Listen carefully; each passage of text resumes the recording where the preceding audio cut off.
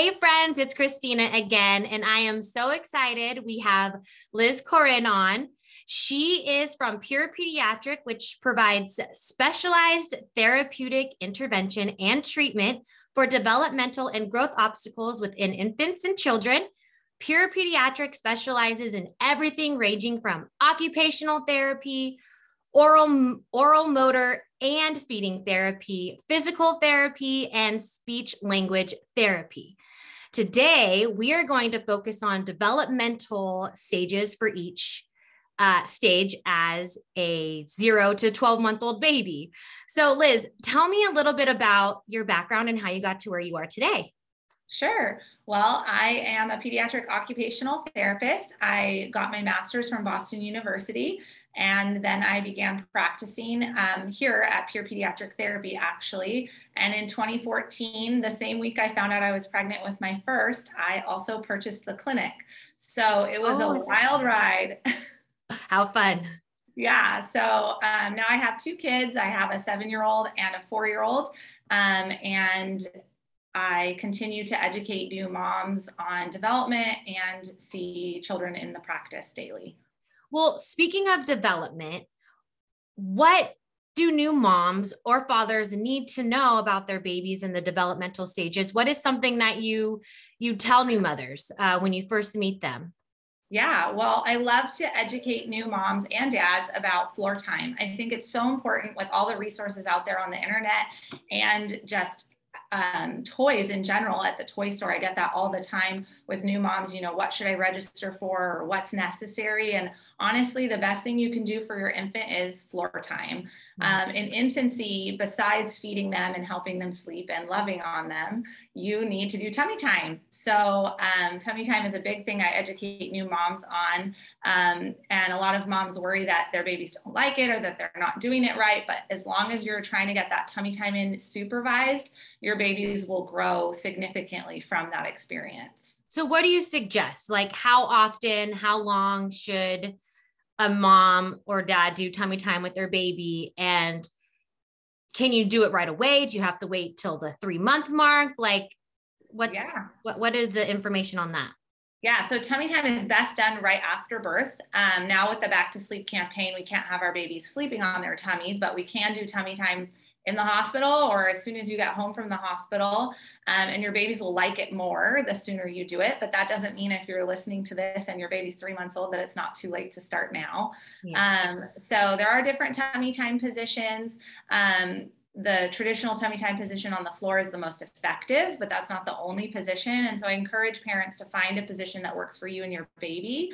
And as far as how long, it really depends on your baby. I know there are lots of times out there from the American Academy of Pediatrics, or your pediatrician might suggest a certain length of time, but with so much information out there, it really is important that you go at your baby's own pace. So if your baby only lasts 1 minute, tomorrow do 1 minute and 30 seconds and build up from there. Yeah, that's good advice. And what else should we know? Like, are there any marks that we should be hitting for each phase? And what are those marks? Yeah. So in infancy, really, it's just tummy time and bonding with your baby, talking to them and that sort of thing. One tip I love giving new moms is if you're looking to put your baby somewhere because you need to do your hair or cook dinner or something, can your baby go on the floor safely on a play mat or somewhere instead of putting them in a swing or some other kind of container? That's a tip I give a lot. And if the answer is no, that's totally fine. And the next time, maybe the answer will be yes, I can safely have them on the floor while I do my hair or put on makeup or whatever the case is. And from there, I, really highly recommend after your baby can bear weight on their arms in tummy time, it's usually around 4 to 6 months. They're also starting to roll and move. And so we want to provide them toys that also move and manipulate, and not just toys that are, static, like stroller toys or a teething toy that doesn't open and close. Oh, that's a good idea. And so let's say your child isn't completely rolling, at the 4 or 5 month that you had said. Should they be concerned? Yeah, I always say parents are the best advocates for their babies. You know, pediatricians do their best, but it's such a snapshot of time that you're in the pediatrician's office that they might not see everything. So if you are concerned, it's always best to reach out to a specialist. Typically, getting access to OT or PT, it's all insurance based. And so the, cost is not huge. And to get your answers to your questions and to give you a little bit less mom anxiety or dad anxiety, I always say it's worth it to just reach out and get help. Totally. And what are some methods that parents can do to help with their, to get your kid to roll over? What are some activities or, that they can do, obviously, to help them? Yeah. So rolling, and it initially starts with the baby's interest in something. They're interested in turning to the side, or they're interested in looking behind them. So if your baby isn't interested in toys, or if you hand the baby every toy, which we see a lot with like grandparents and other caregivers, then your baby won't have motivation to move. So we do need to make it motivating for your kids. And, they need to have a reason to move. So the best thing you can do to start initiating that rolling or even crawling later in development is putting the toys just far enough away to where they can reach them, but far enough away to where they have to reach for them. So I think that's key. That is key. And so Liz has been so sweet. She gave us a PDF that has all of the milestones that you can go and you can grab from the blog.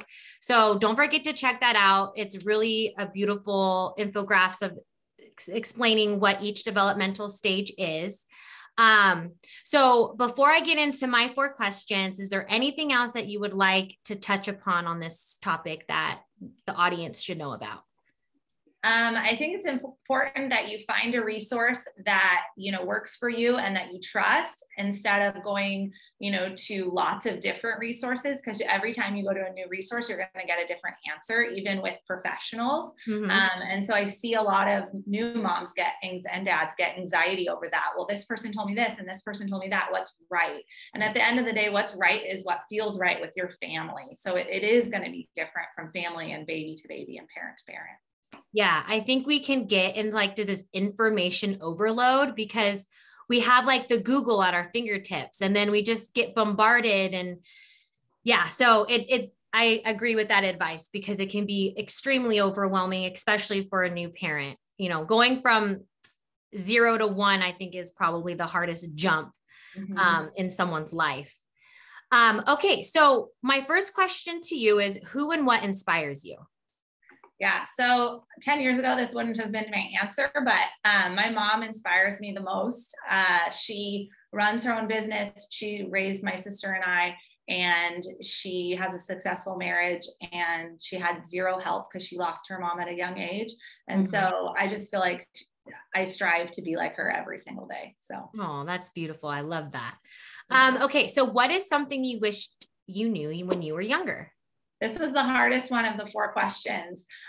There's so much. I feel like I've grown so much as a business owner, as a mom, as a wife. But I think recently, one of the things that I've really tried to get a handle on is not worrying about things that I can't change. So, it goes to hand in hand with the developmental stuff too, because if you have a child that might need some therapy or, has some behavior problems or that kind of thing, it's really important not to stress out about that. That's something you can't change. That's your child's, that's how they were born. So I think that goes with everything in life. Only stress out about the things that you can change, and then change them and you won't be stressed anymore. Yeah, exactly. Yeah. Change that perspective, change that thinking, try to look for the silver lining. Yeah. It's only today. Tomorrow's a new day. Yeah. I agree. Okay. And then what is an essential part of your daily routine? Yeah, I think I thought about this one for a long time. I think the only thing I do the same every single day is every day, my husband and my 2 kids and I, we all have breakfast and dinner together every single day. That's perfect. That's a good rule, because I feel now people, they're like sit in front of the TV or, they take care of themselves and they ate dinner at 4 and, you're hungry at 5 and, it's good to have that family time. And I think in today's world, we don't do that as much from what I've kind of seen and analyzed throughout my life. But Yeah. But I like that. That's a good one. And then what's the best advice you've ever received? So I did the best advice as a mom, because I feel like that's related. My mom always used to tell me, Liz, kids aren't robots, because I would want my child to, you know, be rolling exactly at 4 months or start solids exactly at 6 months or whatever it was, because that's the field I'm in. And she's so right. I mean, every child develops at their own pace. And not only that, but every child has their own personality, and it may not be what you thought it was going to be, or you may be struggling with something that you didn't think you would have to struggle with. Mm-hmm. But kids aren't robots, and we have to give them time to come into their own and develop on their own. Yeah. I feel like you can't put a kid in like one box or 3 boxes for that matter. There's an infinite amount of boxes that they can fit in, because they're all so unique and they're all so different. And that's what makes them so special. Yeah. So I think from what I hear from you is like, give your child grace, give yourself grace. You know, they're going to be strong in some aspects and not as strong in others. And it's going to be, they're all eventually going to end up walking and talking and eating, you know?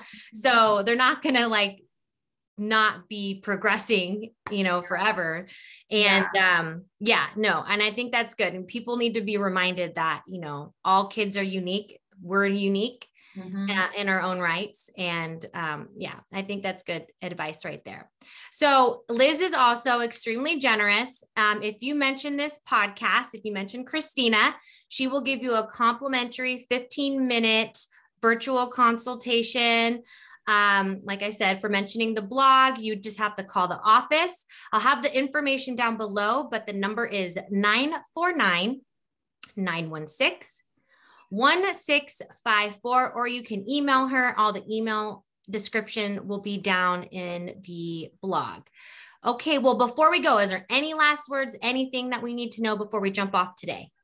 I don't think so. Just enjoy your babies and enjoy the ride. Okay, perfect. Well, Liz, thank you so much. And I hope this was educational for you guys, and have a wonderful day. And I can't wait for next time. Thank you.